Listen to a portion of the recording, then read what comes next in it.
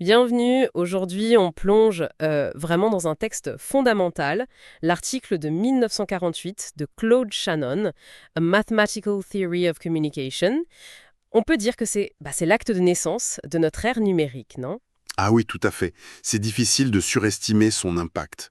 On a relu ça de près, c'est dense mais fascinant. Notre objectif, c'est de décortiquer un peu ces idées clés. Qu'est-ce que c'est l'information pour lui? Comment il la mesure? Et puis, comment on la transmet de façon fiable, même avec du bruit? Et ce fameux équilibre entre quantité et qualité. Exactement. Comprendre les concepts qui ont littéralement bâti tout ce qui nous entoure aujourd'hui, nos communications numériques. Et pourquoi c'est si important? Parce que sans ça, pas d'internet, pas de smartphone, enfin, rien de tout ça, quoi. C'est ça. Et ce qui est frappant d'emblée, c'est vraiment sa perspective. Il s'est pas posé la question du sens. Que veut dire ce message? Pour lui, c'était pas la question pertinente pour l'ingénieur. Ah bon? Sa question, c'était quoi alors? Simplement faire passer un message d'un point A à un point B? Essentiellement, oui. Reproduire à un point B, exactement, ou alors de façon approximative, un message qui était choisi au point A. Mais le point clé, le point radical, c'est son approche d'ingénieur. Il dit la sémantique, le sens du message, on met ça de côté pour le problème technique. Attendez, ça me paraît complètement contre-intuitif. Si j'envoie «je t'aime» ou «achète du pain», pour l'ingénieur, c'est la même chose. Du point de vue purement technique de la transmission, oui, c'est exactement pareil. Ce qui compte, c'est que le message, quel qu'il soit, c'est un choix parmi un ensemble de messages possibles. Et le système, lui, il doit être conçu pour pouvoir traiter tous les choix possibles. Pourquoi tous? Parce qu'on ne sait pas à l'avance lequel va être choisi. L'information, au sens de Shannon, elle naît justement de cette sélection, de cette réduction d'incertitude. Choisir un message, c'est réduire les possibilités. D'accord. Donc l'info, c'est le choix. Mais alors, comment on mesure ça? La quantité de choix. C'est là qu'arrive le fameux bit. Oui, voilà. Shannon a repris et il a généralisé une idée de Hartley. Utiliser une mesure logarithmique. Logarithmique. Pourquoi? C'est plus pratique. Souvent, les ressources comme le temps, la bande passante, elles varient plutôt linéairement avec le logarithme du nombre de possibilités. C'est aussi assez intuitif. Si on a deux cartes perforées, on double la capacité de stockage. Ça correspond bien à l'addition des logarithmes. Et puis, mathématiquement, ça simplifie pas mal de calculs, surtout pour les limites. Et en choisissant la base 2 pour ce logarithme. On obtient l'unité de base, le bit, binary digit. Le terme aurait été suggéré par John Tukey, d'ailleurs. L'idée la plus simple, un interrupteur, allumé ou éteint, 1 ou 0. Ça stocke un bit d'information. Et c'est devenu la brique élémentaire de tout le numérique. Absolument. On aurait pu choisir base 10, les chiffres décimaux, ou base E, les unités naturelles, mais la base 2 s'est imposée avec l'électronique. D'ailleurs, un chiffre décimal, ça contient environ 3,32 bits d'information. C'est intéressant de comparer. D'accord. Avant de creuser plus, un petit rappel rapide. Shaman y décompose bien un système de communication en plusieurs éléments clés, non? C'est dans sa figure 1, je crois. Oui, tout à fait. Très rapidement, il y a la source qui produit le message, texte, son, image, peu importe. Ensuite, le transmetteur qui va opérer sur ce message pour le transformer en un signal adapté au canal, l'encodage par exemple. Puis le canal lui-même. Le canal, oui. Le support, un câble, la fibre, les ondes radio. Ensuite, le récepteur, qui fait l'opération inverse du transmetteur. Il décode le signal pour reconstruire le message.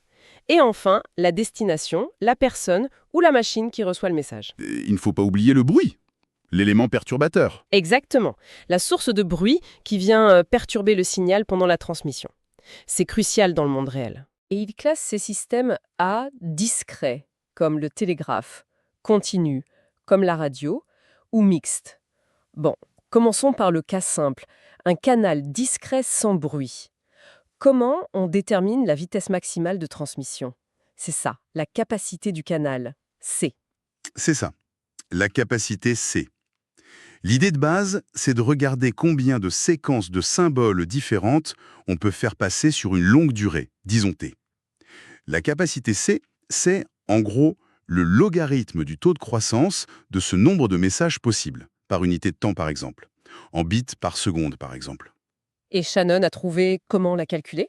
Oui, il a donné une formule générale, même quand les symboles ont des durées différentes, ou quand certaines séquences de symboles sont interdites.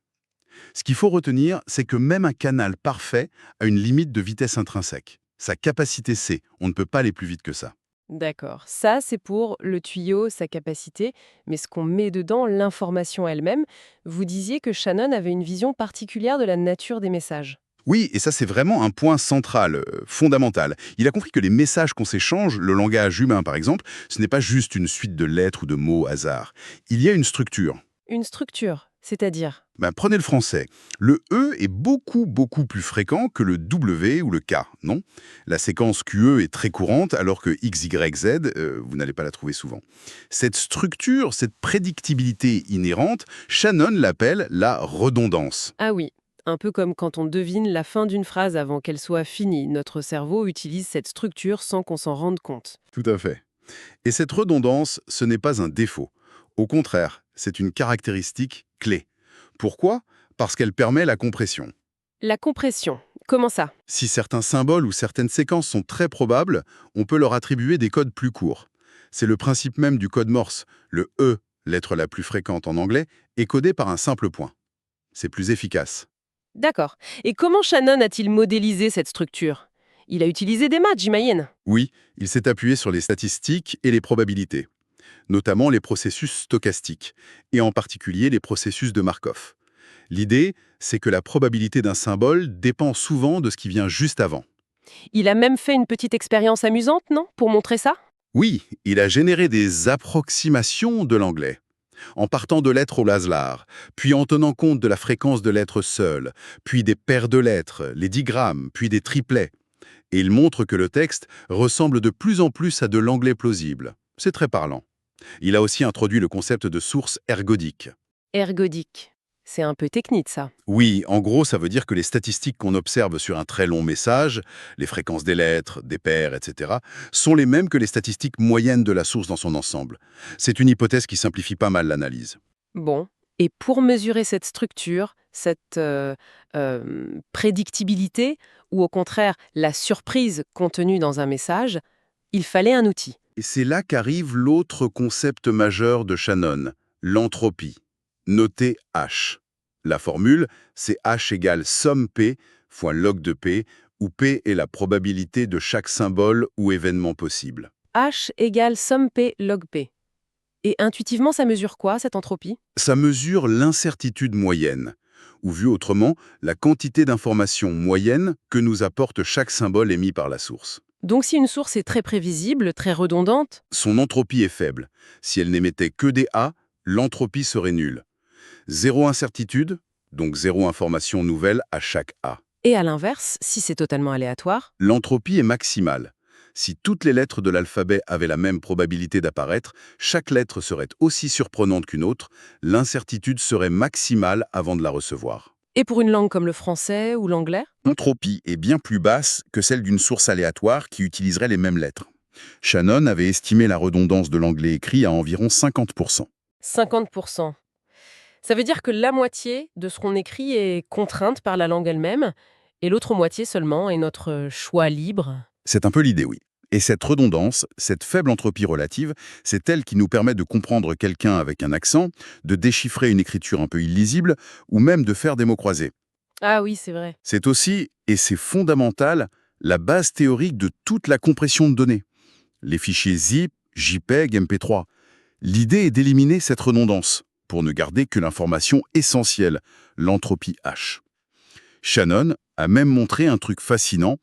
Le nombre de messages typiques de longueur n, c'est environ 2 puissance n fois h. On peut se concentrer sur cela. C'est fou.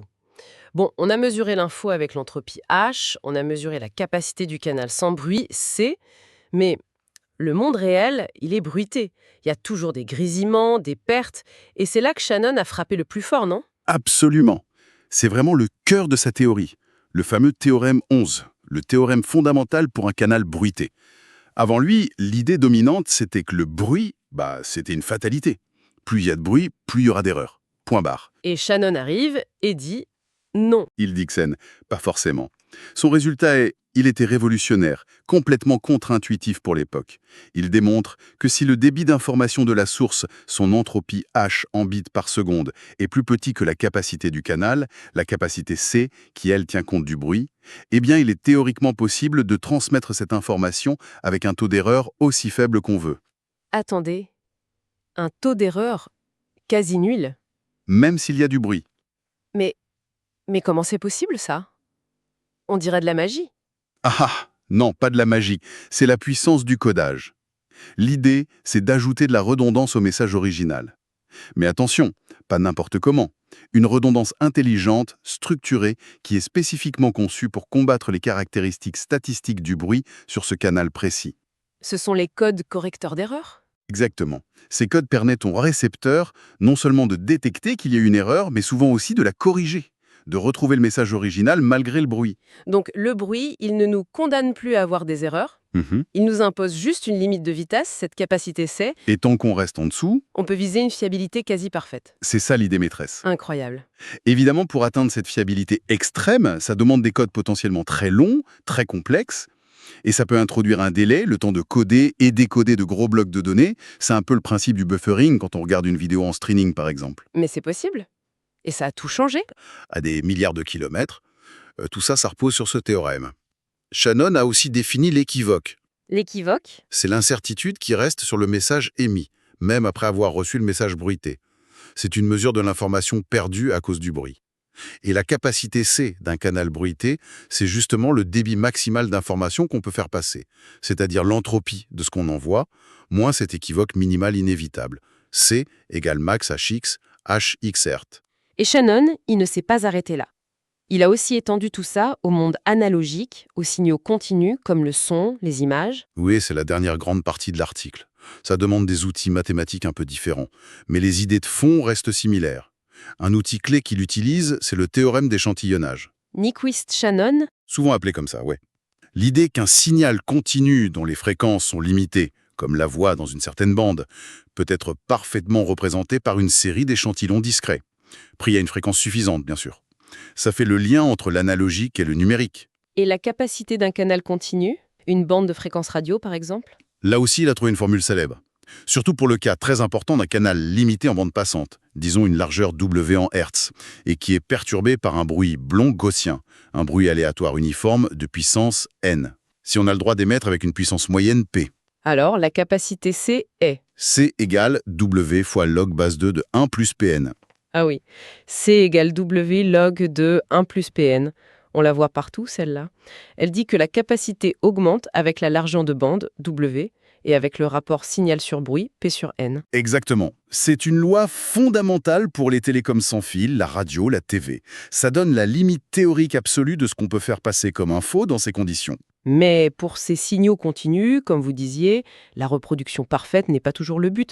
Une petite imperfection dans une photo, dans une musique, c'est souvent acceptable. La qualité perçue devient importante. Précisément. Et Shannon a aussi abordé ça. Il a introduit le concept de fidélité.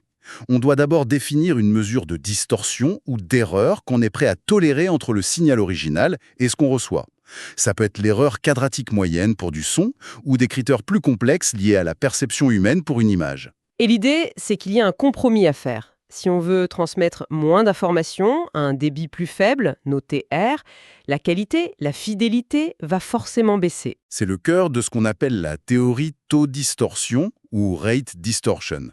Pour un certain niveau de qualité, une distorsion maximale acceptable, il existe un débit d'information minimal, R, qui est absolument nécessaire pour atteindre cette qualité. Ce R, c'est la quantité d'informations pertinentes pour la qualité visée. D'accord. Et le lien avec la capacité du canal? C'est le théorème 21. Si ce débit R minimum requis pour la qualité que vous visez est inférieur à la capacité C de votre canal, alors vous pouvez transmettre avec au moins cette qualité. Si R est supérieur à C, c'est impossible, quelle que soit l'intelligence de votre système de codage. C'est la base de toute la compression avec perte, alors MP3, JPG. On choisit un compromis entre la taille du fichier, le débit R et la qualité qu'on accepte, la distorsion. Exactement ça. On sacrifie un peu de fidélité pour réduire le débit RA afin qu'il passe dans le canal disponible ou pour que le fichier soit moins gros. C'est absolument vertigineux. En un seul article, en 1948, Shannon a posé les bases mathématiques pour mesurer l'info, l'entropie, définir la vitesse limite des communications, la capacité C, prouver qu'on peut communiquer sans erreur malgré le bruit grâce au codage, et même formaliser ce compromis débit-qualité pour l'analogique. C'est la grammaire de notre monde numérique. Il a vraiment fourni la boîte à outils conceptuelle et mathématique. C'est colossal. Et tout ça, il faut le rappeler, en choisissant délibérément de mettre de côté la question du sens des messages. Oui, c'est vrai. Et c'est peut-être là-dessus qu'on peut terminer, avec une question pour nos auditeurs, une réflexion. Shannon a bâti toute sa théorie sur les stats, les probas, en ignorant la sémantique.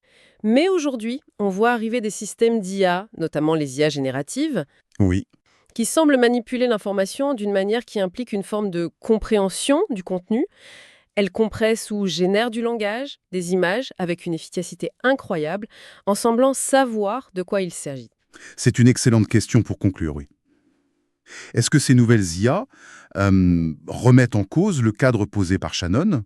Ou bien est-ce qu'elles ne font au fond qu'appliquer ces principes statistiques, mais sur des structures de données comme le langage naturel, tellement complexes que les motifs statistiques finissent par ressembler à ce que nous, humains, on appelle le sens? Autrement dit, est-ce que les bits de Shannon, son entropie, sa capacité, suffisent encore à tout décrire?